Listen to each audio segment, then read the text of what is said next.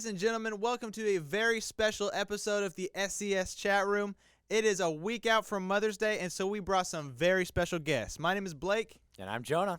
And welcome to the SCS chat room Mother's Day edition.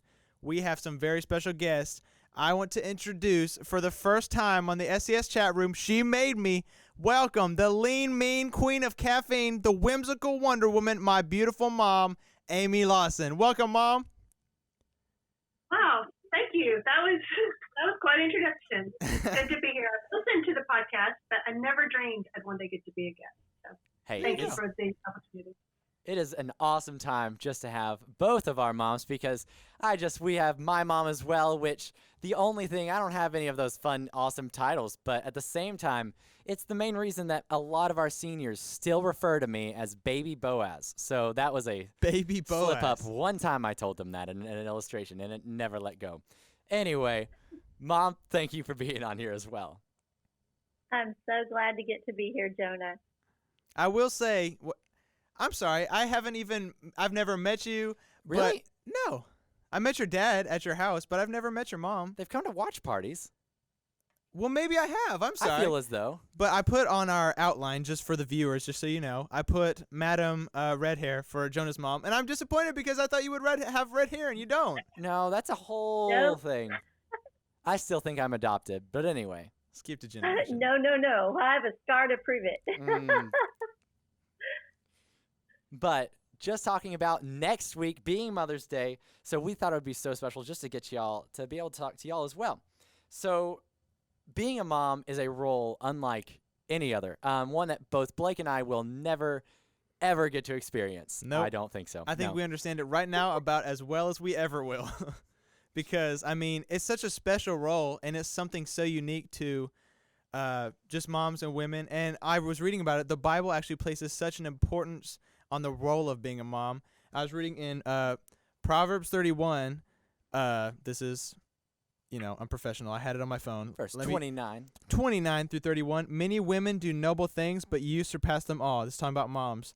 Charm is deceptive and beauty is fleeting, but a woman who fears the Lord is to be praised. Honor her for all that her hands have done, and let her works bring her praise at the city gate.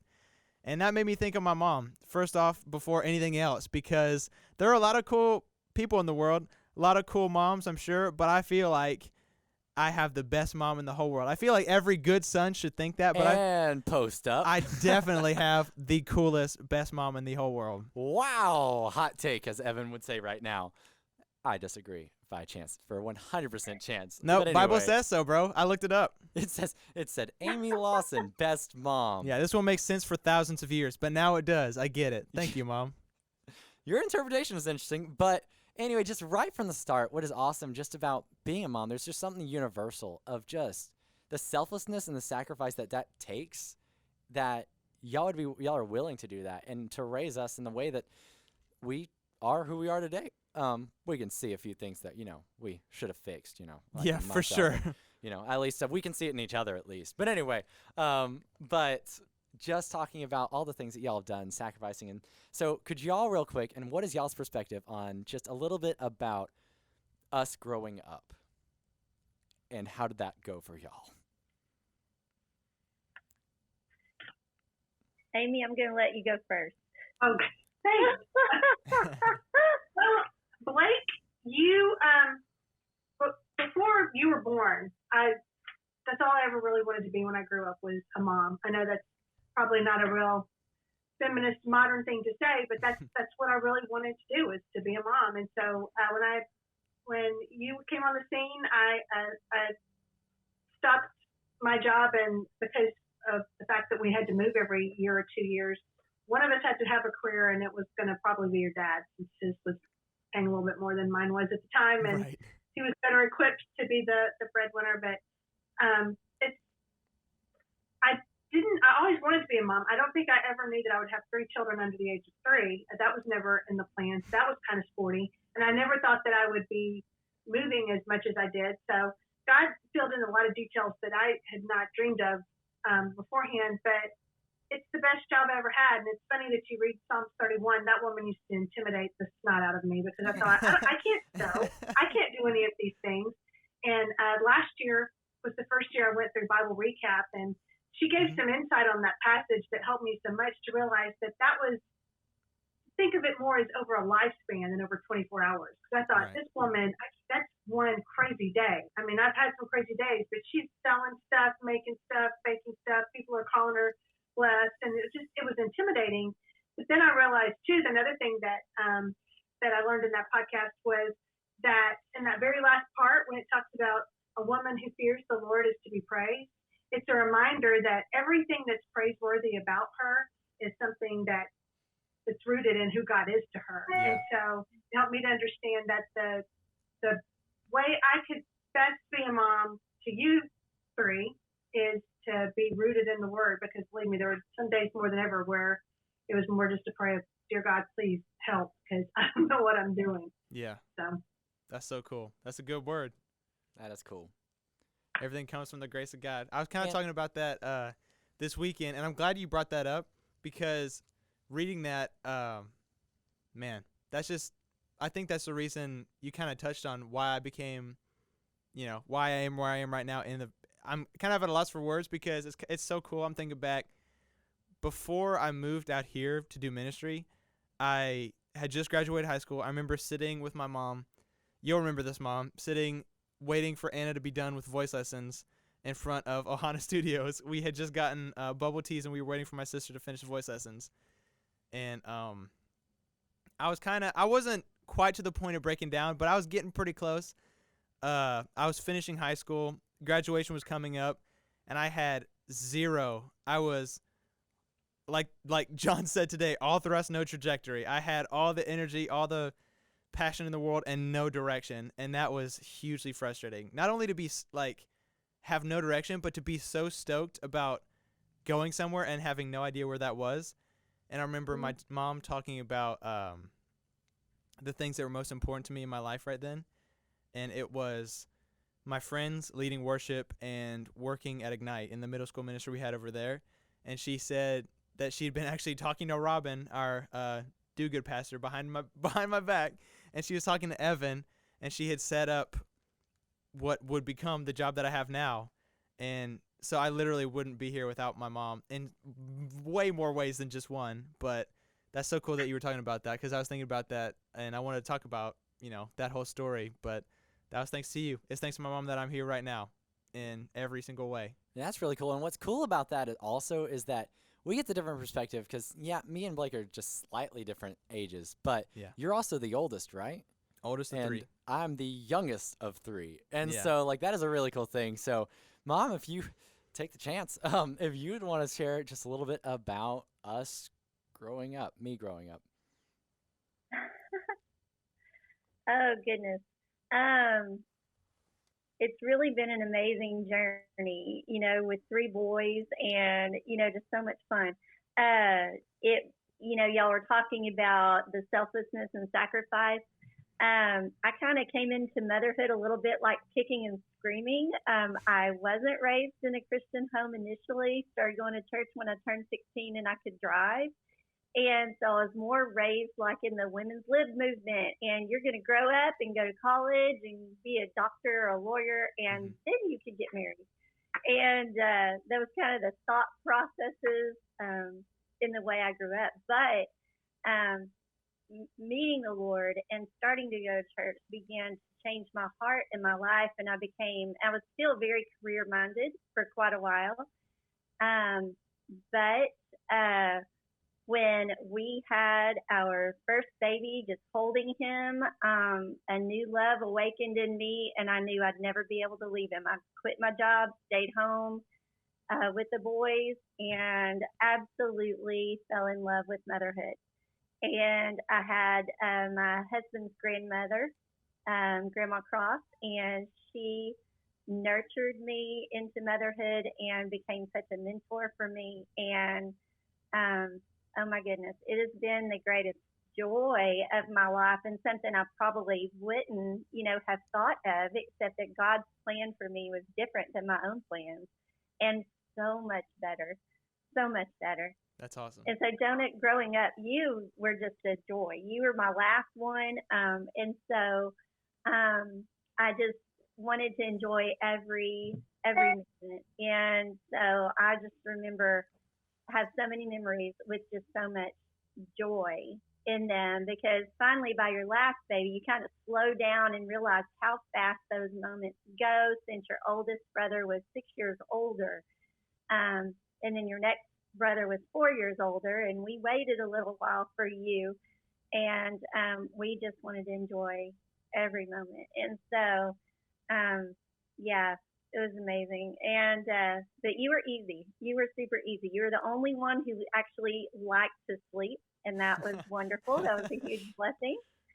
And just portable. We almost had you at the ball field, the baseball field, because both the other boys were in baseball, and so our life was already busy. We didn't have time to stop, and you were just portable. We took you Which everywhere, and for... you just were happy everywhere and super laid back, and did not ever expect the world to revolve around you at all. You just kind of went in with wherever you were, and just joyful. The only thing was, you were an adventurous explorer. And if I didn't keep my eyes on you, you would be like a mile away, just exploring and not even realizing you had wandered off. And you could just be gone. We had to put extra locks on the doors because you would go exploring down the street. And that's the first thing I remember about you when you were a toddler. And you were way too little to do that. That hasn't changed much, has for it? your Not brother. at all. Yeah.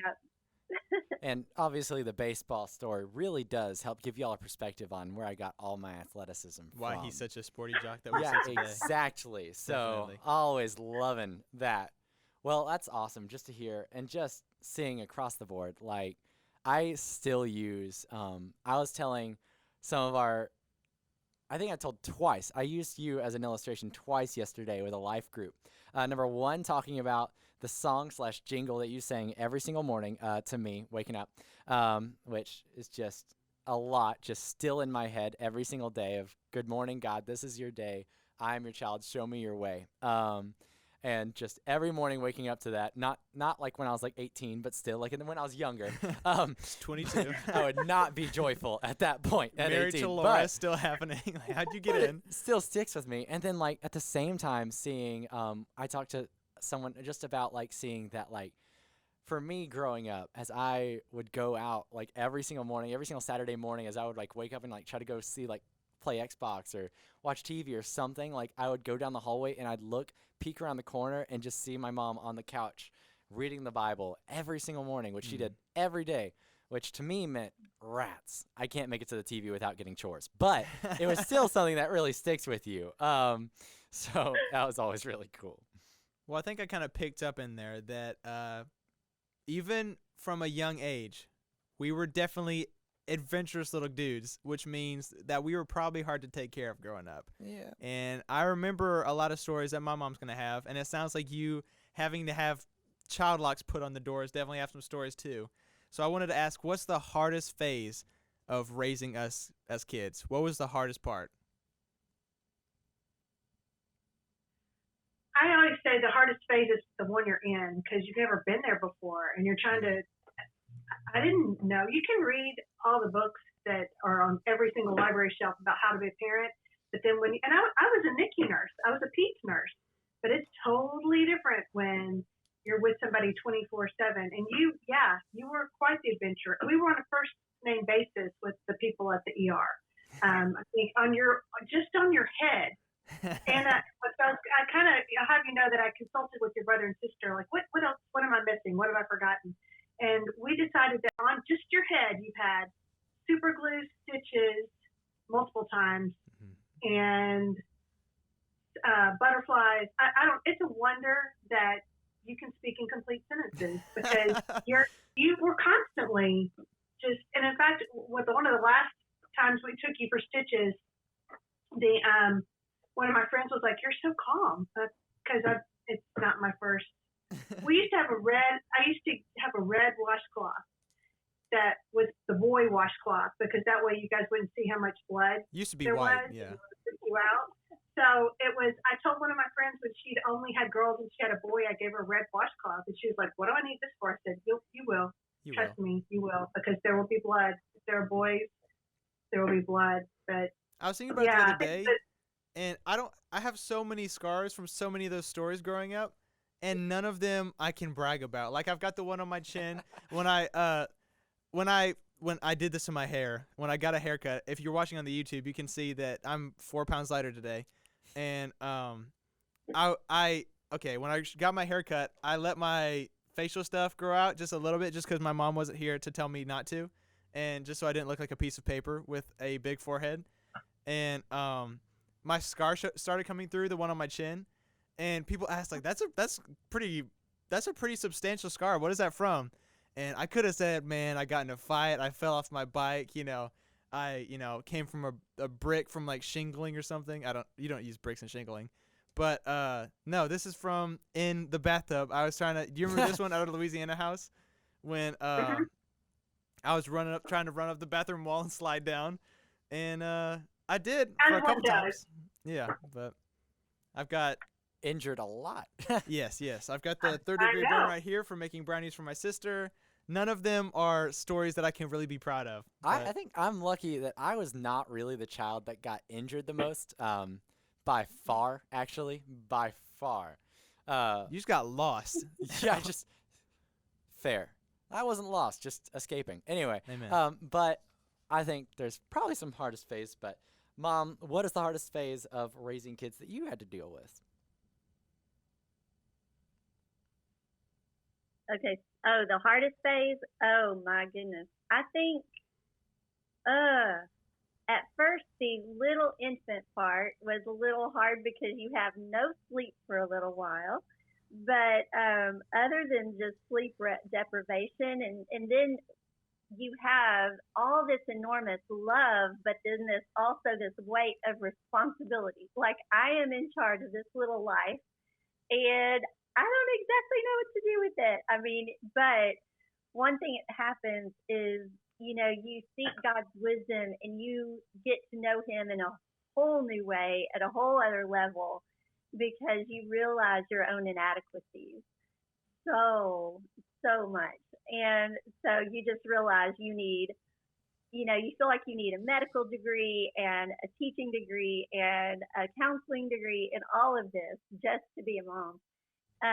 But then you find out that Jesus has even more than that. And when you have him, he can lead you through all those things. Other than that little bitty infant stage, I think just the teen years can be real challenging as you're letting go and letting kids drive for the first time. It definitely improves your prayer life. Especially if they get in a big lot of ways. wrecks. If they get in a lot of wrecks, Oh, it makes yeah. it a little hard. All of you guys. Yeah, I have lost count on how many cars y'all He's never have been all able gone through. I've never been satisfied with his answer on how many tickets he has. How many One, tickets I does think. this guy have? Only one. I only ever got one, and it got excused. So Okay, that but was how good. many times have you been pulled over? That was my key question. On one trip, I got pulled over 3 times, but that was like a 3-hour What? trip. One trip? That was a 3-hour trip. So anyway, so there's a few. Unfortunately, you take after your dad. But you've got Oh, that cop sticker on the back, that get out of jail free card. not get out of jail free, and it's just because we support police. Amen. Hallelujah. Yeah, that's what we're talking about here.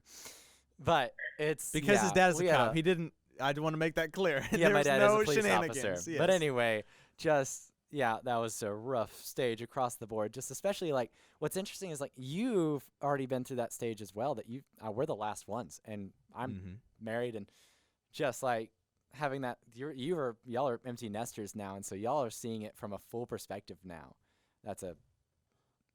You've seen all through the teenage years already. Everyone, that's cool.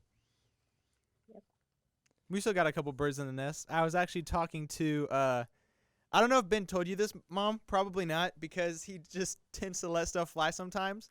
But I was playing Frisbee golf a couple of days ago with Caleb, because that's what youth pastors do. And all of a sudden, I was playing with Caleb, and I was looking for my Frisbee. And all of a sudden, I hear a man's voice from behind me.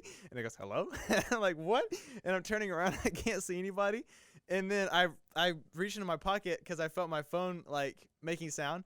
And I pulled out my phone, and it was Ben. I said, Ben, did you call me? And he goes, you called me. And I was like, I have no idea how this number even got dialed, but it was good. I talked to him for a few minutes, and he was like, okay, well, cool. He was talking about piano, and it's just a cool little thing because it's a total little God thing because I'd been missing him. I'd been missing him and Anna.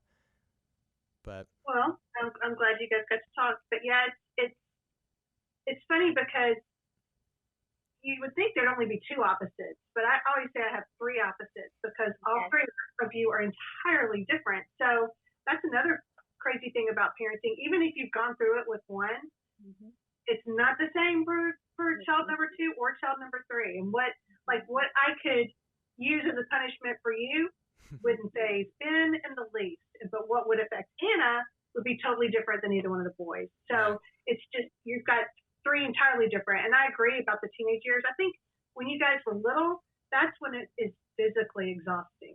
But then once you become teenagers, that's when it becomes mentally and spiritually and emotionally exhausting. It's the same kind of tired. It's just, it's tired, but it's just a different form of it because you realize once you guys are teenagers, not that we had all of the control anyway, but you realize just how little control you have. And as you guys grow up, we're still your parents, but our roles go from being more of these are the rules, obey them. You kind of become more like a coach, and it's more of a coaching role. And it's just, I think it's an adjustment for you guys as you get there, but it's definitely an adjustment for us too. And to realize we're figuring it out as well, but we want you to think we know what we're doing, but we are clueless. We do not, it is just, we're figuring it out as we go because like I said, what worked with one of you probably isn't going to work with the other two. So it's, you get to go through it. You get to go through it all over again. Well, you kind of touched on, disciplining us when we had done wrong and like how one thing doesn't work with one person, but it does with the other sibling. So that kind of brings me to a question that I was nervous about asking, but I do want to know the answer to. What is the most trouble that I have ever been in? We, in this case. Yes. I think I should. Do you want to start? Because I have a long list, so. Oh, the list gets longer and longer, too. I'm kidding. Oh, that's hilarious. Oh, my goodness. Let's see. Jonah, the most trouble. I think you learned a lot. You were a keen observer, and I think you learned so much from your two older brothers that you really did not get into much trouble growing up. The most trouble I remember you being in would be when you were a senior in high school and you were super stressed because you had all the senior stuff going on and all your final tests and everything going through high school and all your entrance exams for college all at the same time. And that's when we realized your stress response was freeze, not fight or flight, but freeze. And so all of a sudden you couldn't get anything done. And the due date was due on your scholarship to go to ETBU. And we knew that without the scholarship, we could not afford it. And so I was like, Jonah, you've got to get this done. And one day you got so stressed that you actually skipped school and played hooky and stayed home and played Xbox all day because you couldn't handle you just couldn't do your scholarship stuff or anything. And I'm like, wait a minute. Okay, hooky is bad, but you stayed home and you still didn't work on your scholarship.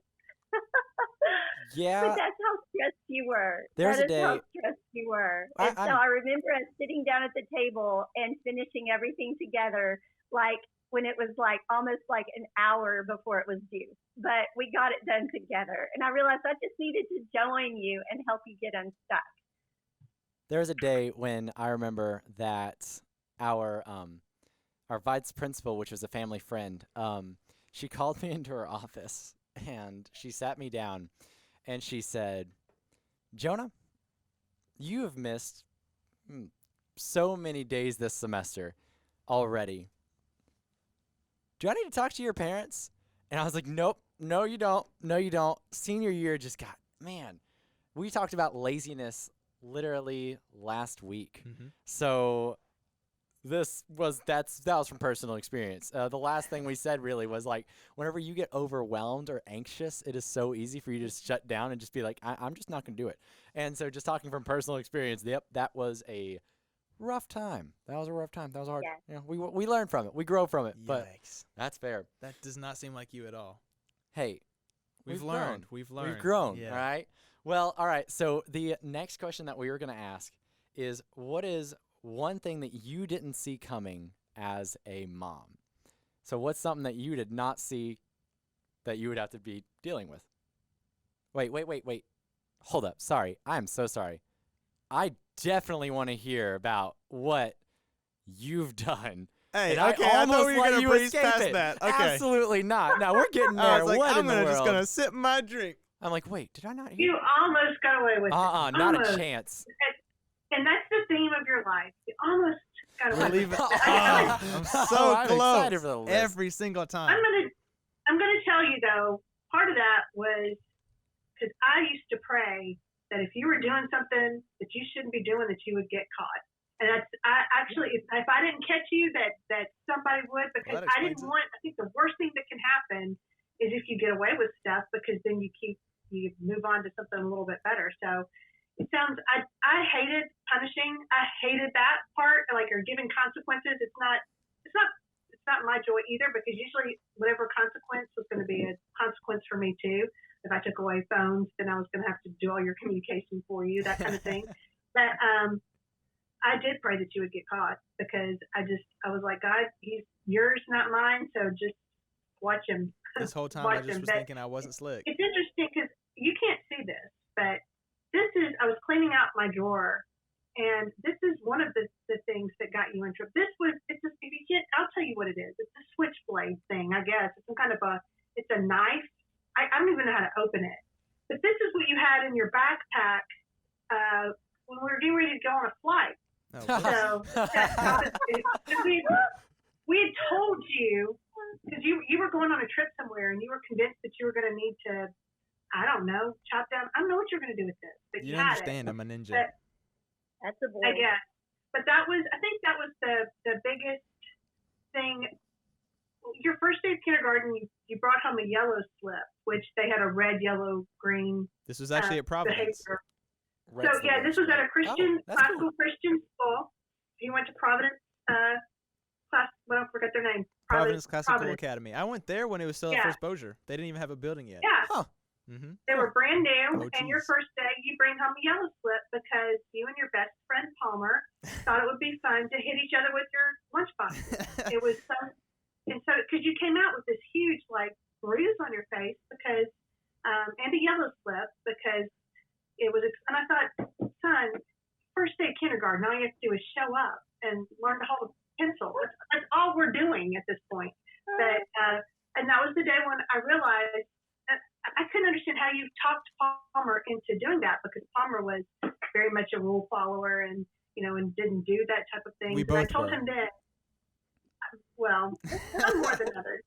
But I told Blake then, son, you will be a leader, but you've just got to decide which direction you're going to lead people to go, because apparently right now you're leading them the wrong way. But you really didn't get into. I'm thankful. Anna told us today that you got detention at Lewis for something, but I don't remember Yeah. that, or I don't remember that happening. That was from me being a challenger. Do you want me to tell you what that is? That was I would from like to hear that. okay. The one time Yeah, I ever got I must detention, have blocked it out. and this is gonna make me sound like a goody two shoes. It was literally just me challenging myself, because sometimes I always considered myself a pretty good student. I had all A's through now. I try really, really hard, and I pretend I don't care when it comes to stuff like school, but then I get to school and I really, really care. But so my favorite teacher was this lady named Miss Tarpley. She was awesome. She was my 5th grade homeroom teacher. And at one point, literally, and this is so stupid, she said, all right, I'll be right back. Don't anybody step a foot out of this room while I'm gone. And I said, did she just challenge me to try and go get water down the hall while she was gone? And so I sprinted down the hall. Like, I stuck my head out the room. I saw her turn the corner, and then I sprinted as fast as I could, like all the way down the hall. I took a sip out of the water, and literally I sprinted back, and I like ran into her. I didn't physically, but she was coming back the other way, and she was like, "What are you doing?" And it was me, so she was kind of surprised to see me outside of the class, because I was kind of a teacher's pet. Okay, this is for all the kids listening. If you want to get away with anything in class, become the teacher's pet in the first couple weeks, and then she will let you do anything you want. And so she was really surprised that I had gotten in trouble, but yeah, she gave me detention. She was like, "Well, I told you not to do it. You did it, and now you're in trouble." So that's kind of as far as that goes. And what you're seeing now is actually your mom's prayer in action. You Yeah. just got busted right there. I She know. had prayed that day. She's like, please get him in trouble. Please get him in trouble. If he does something wrong, get him in trouble. And it happened. I'm a gangster. Just God's fighting against me on that one. So The only ones I'm going to reserve the right to tell the story about why I didn't get to go to Universal Studios in Japan. I'm going to hold on to that one just because I might need it for leverage later. But then the only other ones we could think of was when you locked Ben and Anna out of the house and they were less than one. But that one you weren't being. I told you we had an old farm door that locked on its own, and I had to go outside to get something out of the car. And I said, like, stay right here. I'm going to the car. I'll be right back. And I turn around, and there you are, standing right beside me. And the door is closed, and I can see Ben and Anna in the house crawling because they can't walk. Because I literally was just going out for 5 seconds. You were supposed to stay there. We ended up having to have a neighbor climb through the upstairs to get in. So I was freaking out because then they would crawl out of my sight, and I just thought they're eating poison. I just know they're doing something horrible.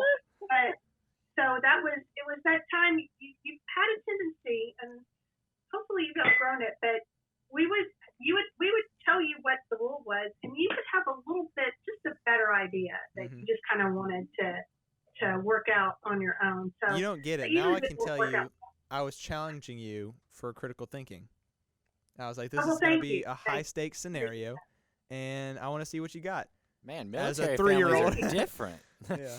I train you as a 3-year-old. Yeah. I So, appreciate that. That was Yeah. so nice. So you're welcome for being such a good mom all these years, is what I'm saying. so we're learning that good moms try to fix situations, and good sons cause situations. Awesome.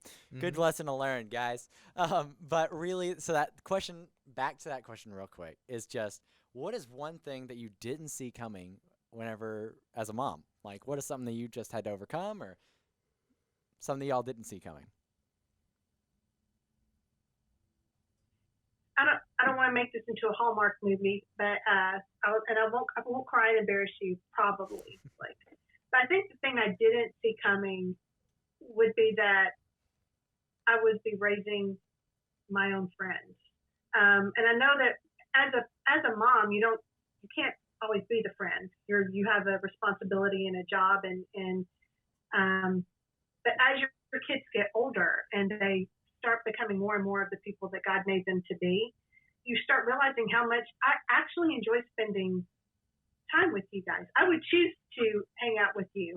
And as I see you turning into enjoying the interests that you have and just growing the skills and the gifts and abilities that God has given each of you individually, I'd never realized how I was raising my own friends. I think that was the thing I didn't see. I always knew I would love my kids. I didn't know I would like them as much as I do, if that makes any sense. But Yes. I get messages sometimes from friends that live in Bossier that say that they've seen you or that they've run into you and how much they enjoy you. And I think I'm glad that the world is now getting to see who I raised in my house and the person that I grew to love. But it's just a neat thing when your kids go out in the world and you are not only proud of them, but you miss them, not just because they're your kids, because you just miss them as people. So I think I didn't realize that was going to be as big a part of this stage of motherhood as it is for me. Wow. So. That is awesome. I'm getting a little teary. I Love really it. don't have a comeback for that. I'm kind of at a loss for words. Thank you, Mama. I love you. You're my I best love friend. you. Oh, Cool. All right, Jonah, talk. He's like, Your turn. breathe. All right. So, Mom, same question. So, what is one thing that you didn't see coming as a mom? Oh my goodness, that's a hard one. There were so many things that I felt completely unprepared for. I don't think I saw how. I don't know, like how much my prayer life would grow just going through parenthood and raising you guys, and the depth of that relationship with God, and the beauty of just watching a child grow up. And it is just so amazing. Even, that every stage would have challenges, but it would also have amazing joys in every stage.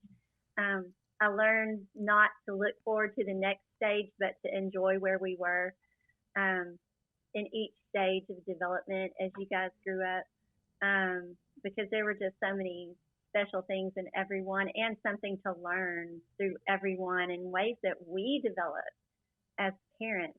There's no perfect kids, and there's definitely no perfect parents. And so God is working on all of us all at the same time. And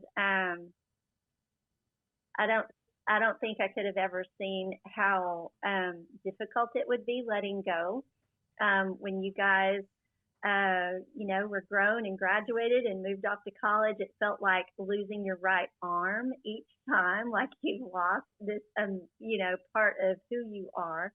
And I think someone has said that your children are your heart running around outside of your body.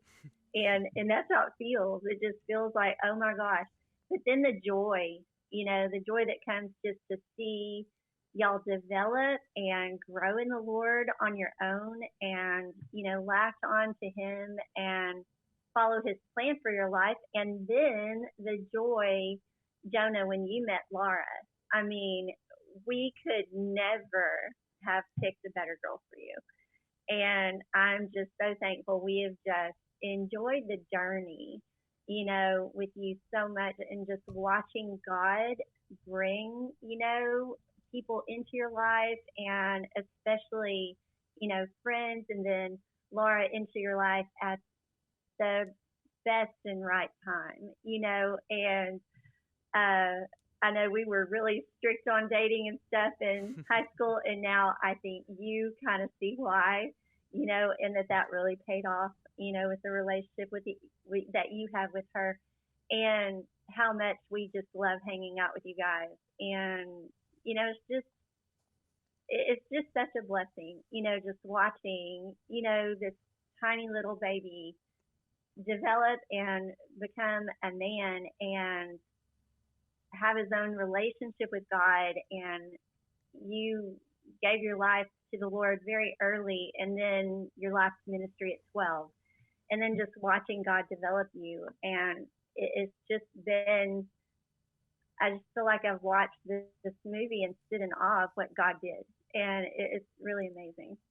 What's awesome that I was thinking about is just, like, because we talked about, like, you talked about, like, whenever we leave. And one of the things that a lot of this is about y'all talking and just seeing the perspective from y'all for our students. But I was thinking back on it now and just seeing, like, as a student, a lot of times your parents are constantly trying to help you grow, give you advice. And as a student, you're like, oh my, just another thing over and over and over again. But then, like, now I'm like, what am I going to do in this situation? And so, like, one of the first people I call are my parents, and so are y'all. And so just to be doing that, like, seeing how that transitioned into saying, like, now I not only do I use all the times, like, whenever I was growing up, but now it's just like, now I'm the one calling y'all to get advice rather than just y'all giving it every single day kind of thing. Like, I'm now valuing it so much more. Well, one thing that's kind of cool being on this side of growing up is that, especially when you're in middle school or high school, like, a bunch of people that are listening, like, that's going to be the situation that they relate to. Mm-hmm. So when their parents are talking to them about things that they did wrong or things that they should do differently and trying to teach them and help them grow, it feels like they're putting them down, when really that's going to become the foundation of who they are as a person, or those lessons that their parents teach them. and being on the other side where you see that and are able to apply the lessons that I've grown up, you guys teaching me, that is so cool.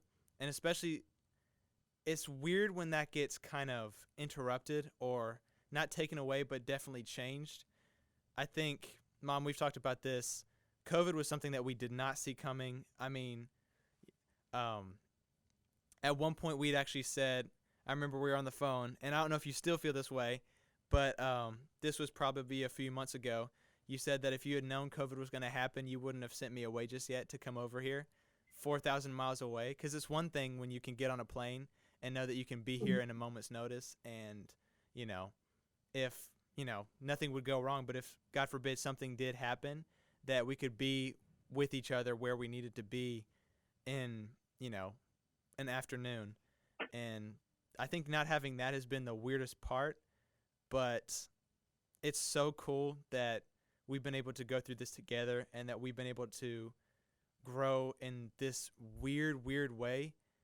And man, I'm just more thankful to God than anything that, you know, we've been able to get through this, and that I'll be able to see you again soon because the vaccines and everything are going good.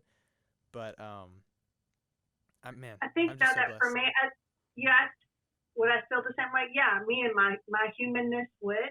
But I think that ties in with one of the best pieces of advice I could give to you, whether you're in middle school, high school, or as a parent, is that you're not big enough to mess up God's plan for your life. I mean, you can do things and you can make decisions that can make life harder, but God knew what would be best for you in 2020. I didn't. So I'm not saying that that's why COVID happened. But what I'm saying is that even through COVID, that gave you a chance to grow and your relationship with Him to strengthen in ways that it wouldn't have been if I'd been hovering over you, right, or if you'd been in our house. God knows what we need even more than we do, and so sometimes we just have to trust the process. And there's a lot of things that happen in middle school or high school, or even when you're 51 years old, that don't make a lot of sense. But you can trust that anything that God allows in your life, He's going, even if it's because of a bad choice that you've made, that He is going to use even the bad choices that we make to grow us to be more like Him. We can trust Him in that. And so I could trust Him knowing that even though you were an ocean away and I couldn't get to you because we both worship the same God and we both had the relationship with the same God, He had you. He had you every single minute, and He could take better care of you than I ever would want to. So I think that would be one piece of closing advice I would send away with you. And also just, I know I remember when I was in middle school and high school, and my parents would make just the stupidest decisions, I thought, and would do these things that I thought made absolutely no sense, and they just obviously didn't get it. But now as a parent, I understand that a little bit better. I think sometimes it would help me to remember that once upon a time, my mom was a middle school, high school girl. Once upon a time, my mom was in the stage where I was. And once upon a time, your mom and I were, Jonah's mom and I were in the same place that you guys are now, trying to figure it out. And so a lot of the things that we react to or the things that we ask from you is because we have been there before, and we do remember, though it may not seem that we're too old to remember anything, even though we don't remember your siblings' names and call you by the wrong ones sometimes. We do remember what it felt like to be. So that was a little weird. That's I called you by the dog's name. We do remember what it was like to be there, and a lot of times the decisions that we make or the things that we ask of you are because we can, even though we're not God and we can't see everything that's around the corner, He has given us experiences to see just a little bit. So you can trust God, and also trust that He gave you the parents that you were supposed to have, and that even while you're in their house and they have authority over you, even when they do things that don't make sense to you at the time, you can trust that God gave you the right parents, even though there's some days you would like to trade them in for anybody else's parents. He knew what He was doing, and you can trust Him. I remember, especially with the phone issue growing up, whenever we would talk about I wanted a phone, it's like, well, I want a phone because this guy's parents, they let him have a phone and everything. It's like, that's great for his parents. You should go live with them. That was the go-to. And it never came to be, obviously. But I'm so happy that it didn't, because I'm so happy with the parents that God gave me, Mom. And thank you so much for everything that you've taught me over the years. And thank you just for being a cool mom. Everywhere I go, I'm in such a weird situation that you guys put me in, inadvertently in, because I'll be talking with random people I meet through networking around Louisiana. In Dallas, I came up to some random people, and they'll be like, Justin said your name was Blake Lawson? And I was like, yes, sir, with a beard eating crawfish. That's awesome. I'm Blake Lawson. And he's like Amy and Callie Lawson? And I'm like, yeah. And he's like, dude, I was best friends with your parents. Or like Scott Boswell, who's been one of the coolest guys that I've met here, from Scott's Audio, the motorcycles. He hooked me up with an Evel Knievel bike and an Evel Knievel like jumpsuit. I just showed it. I think I sent you pictures. It was, all right, have I sent you pictures of that? You will. Do it. Oh man, I've got to. It's and so your cool. haircut. And my haircut, I'm not going to introduce you to her because I don't know if I'm going to go back to her. Hope she's not watching. I didn't say haircut or hairdresser. Oh, well, anyways. But, I've known Scott for like 3 months, and we've talked, and he did the stereo in my car and has been an awesome asset. And I was talking about how my grandpa was Jerry Abels, and he's like, wait, are you Amy and Kelly's son? It's like, I've known you for months. I've been in this shop like 6 times, and still, it's so weird. But that just speaks to the quality of parents that I have, that they're still years later admired and loved by so many people. And I'm almost in awe that I get to be your son. It's so cool. And I'm so proud to be your son. I'm proud to have you. And you get a little taste of what it was like to be Jerry Abel's daughter. Yeah. Yeah. But too. That was kind of a large mantle to bear. For sure. I'm glad you're there. I miss being there with you, but I know that you're surrounded by people who love you and are good people. So that makes it a little bit easier. Well, I'm glad you're about to be here. That makes me so happy. And you can meet the girlfriend I've had for 10 months. That'll be good. That's a first. Well, remember, I met your girlfriend, but she was wearing diapers last time I saw her. She's probably one. There's so many jokes to make, but a long time. Yeah.